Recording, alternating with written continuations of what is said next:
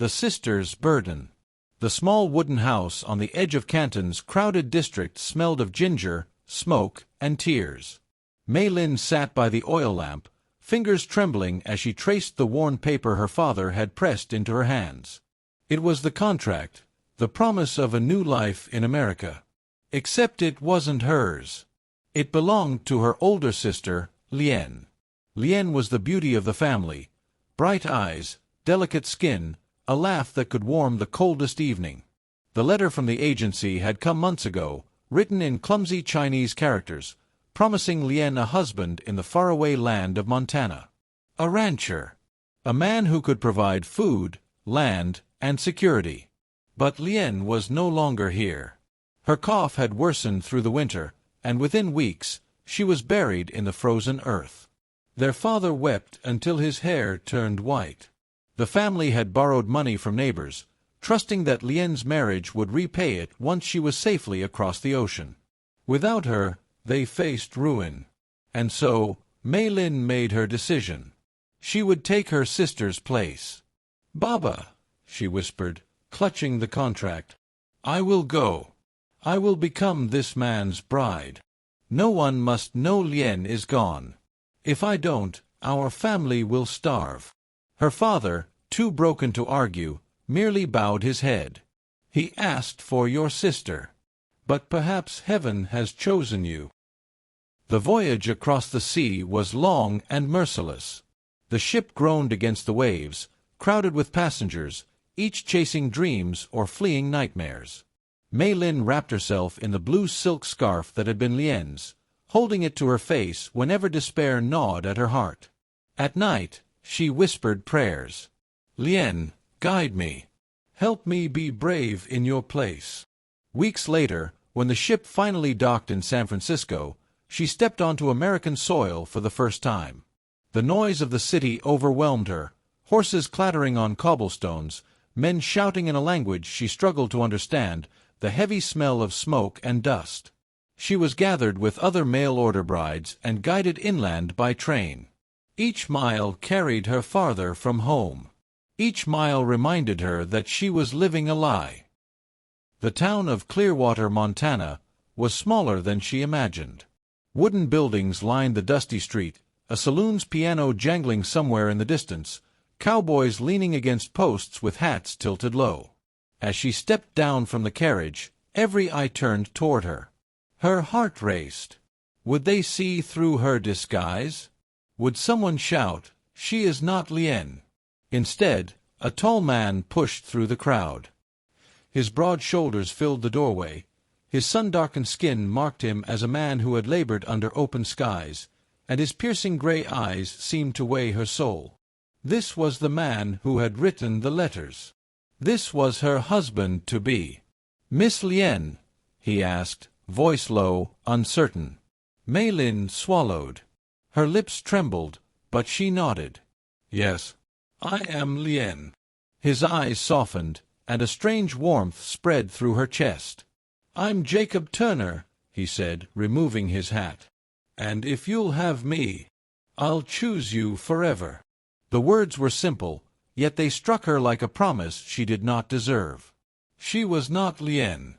She was the sister who lived in another's shadow. Yet here this man stood, vowing to keep her as his own. She bowed her head, hiding her tears. "Then, I will be yours." Jacob Turner was not a man of many words, but he carried himself with a steady strength that both reassured and intimidated her. On the ride to his ranch, he tried to make conversation, asking about her journey, about the food she liked, about her family. She answered carefully, weaving truth with half-lies. The countryside rolled out around them, golden fields, scattered pine forests, distant mountains dusted with snow. It was vast, open, and frightening. Meilin felt as if she had been dropped into another world, one too large for her fragile body. When they arrived at the ranch, she was surprised. She had expected rough wood and empty land, but the Turner homestead was well kept. A white farmhouse with a porch overlooked a corral where horses grazed. A few ranch hands tipped their hats respectfully. "This is home now," Jacob said, lifting her trunk as though it weighed nothing. "I hope it'll be a place where you'll feel safe." Safe. The word twisted in her chest. How could she feel safe when her whole life here was built on a deception? That night, Jacob gave her the smaller bedroom, telling her she could rest after her long journey. His gentleness startled her. She had expected harshness, perhaps even cruelty. Instead, he left her alone, promising only, "Tomorrow I'll show you the land." Meilin sat by the window, gazing out at the dark fields, clutching her sister's scarf. She whispered, "Lien, forgive me. I don't belong here. Yet he looks at me with kindness, and I fear my heart will betray me." The following weeks tested her courage. Life on the ranch was demanding. She learned to rise before dawn, help with cooking, carry water, and mend clothing. Jacob never pressed her with questions she could not answer, though sometimes she caught his gaze lingering on her, as if he sensed something hidden. One evening, as they stood by the barn, he handed her a small wildflower he had picked from the pasture. "You look homesick," he said softly. "I can't bring you back to China. But I want you to know, you're not alone anymore." Her fingers shook as she accepted the flower. It was the first gift anyone had given her since leaving home. She looked up into his gray eyes, her heart aching with both guilt and longing. She was not Lien. Yet, for the first time, she wished she could be, just so that she could deserve the way Jacob Turner looked at her. Shadows of truth. The weeks on Jacob Turner's ranch stretched into months, each day blending toil with discovery. Meilin learned to bake coarse bread, to scrub wooden floors until they gleamed, to carry buckets of milk from the barn with arms that ached but grew stronger. At first, she felt like an intruder in another woman's life, wearing her sister's name like a mask. Yet slowly, the land itself began to teach her a rhythm, the lowing of cattle in the morning, the smell of fresh hay, the wind that swept across the plains with a voice of its own. And then there was Jacob. He was not like the men she had feared, loud, demanding, drunk with power. Jacob was patient, quiet, and protective.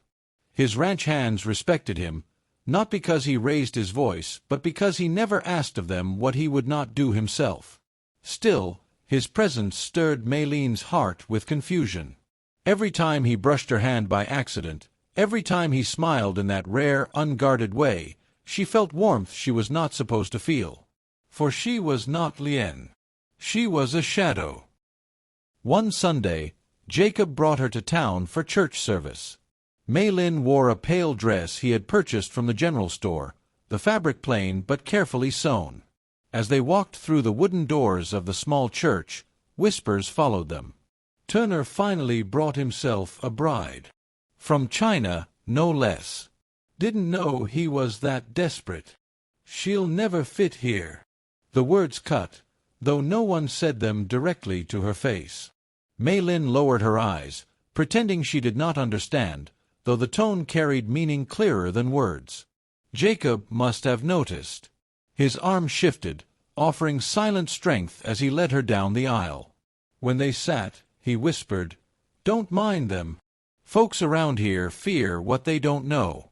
Give them time." She nodded, grateful, though her chest felt heavy. After the sermon, a tall woman approached them. She was dressed in a dark blue gown, her blonde hair pinned neatly, her smile polite but tight. "Mr. Turner," she said, her gaze flicking over Meilin with cool assessment. "So this is your bride?" "Yes," Jacob replied evenly, resting a hand lightly on Meilin's shoulder. "This is Lien." The woman's smile sharpened. "I see. Well, may the Lord bless your union."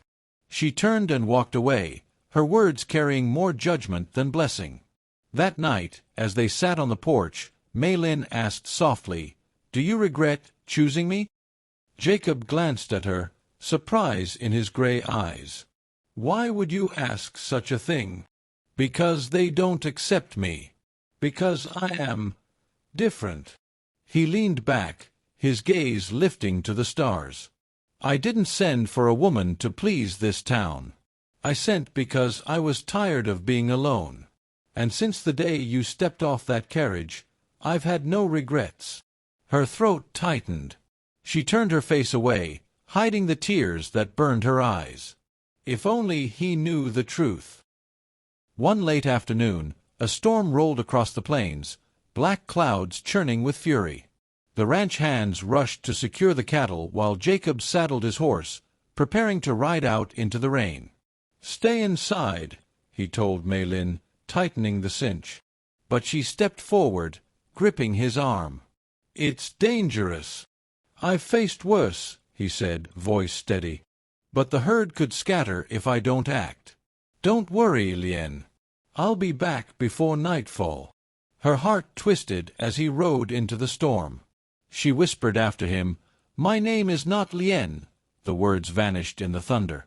Hours later, drenched and exhausted, Jacob returned. His coat was torn, mud streaked across his face, but the herd was safe.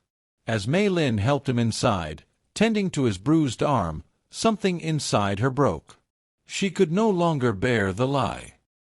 That night, as Jacob sat by the fire, Meilin knelt before him, her hands clasped tightly. "There is something you must know," she whispered, voice trembling. He looked at her, concern deepening in his eyes. "What is it?" I am not Lien. I am her sister, Meilin." The words spilled out in a rush. She told him of her sister's death, of the debts that crushed their family, of how she had taken Lien's place out of desperation. She wept as she confessed, expecting his anger, his rejection, perhaps even to be cast out into the night. Jacob sat in silence, his face unreadable as the fire crackled between them. When she finished, she bowed her head. "I have deceived you. If you wish to send me away, I will go." For a long moment, only the wind pressed against the windows. Then Jacob rose slowly, walking to her. He lifted her chin with gentle fingers, forcing her to meet his gaze. "I knew something was different," he said softly. "But I didn't care. I wasn't looking for the woman on a piece of paper. I was looking for someone to share my life with. And I found you." Her breath caught. "But I lied." "You survived," he interrupted firmly. "You sacrificed yourself for your family. That takes more courage than most men I know." Tears blurred her vision as he continued, voice low and certain. "You're not your sister. You're Meilin. And I choose you." Her heart broke and healed in the same instant. For the first time since leaving China, she felt seen, not as a replacement, not as a lie, but as herself.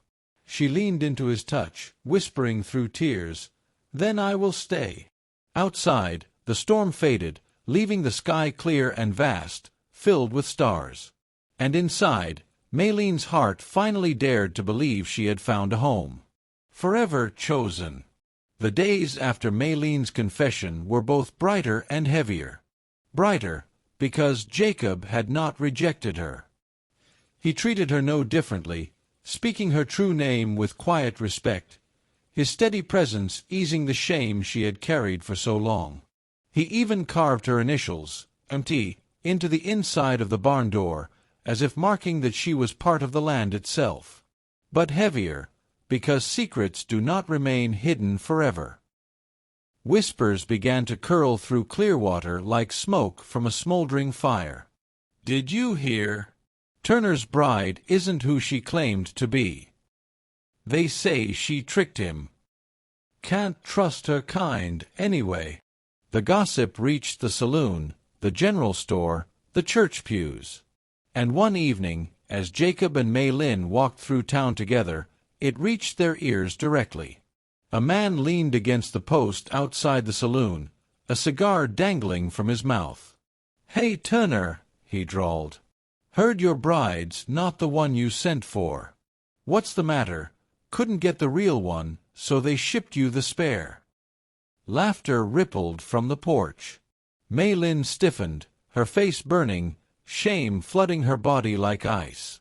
Before she could speak, Jacob stepped forward, his jaw set, his voice hard as steel. "You'd better hold your tongue," he warned.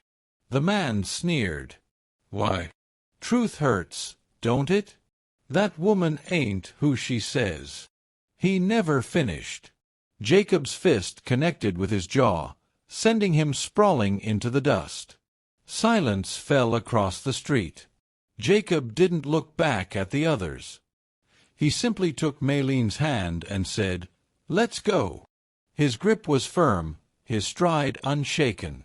Yet as they walked, Meilin's heart pounded, not from fear, but from something fiercer.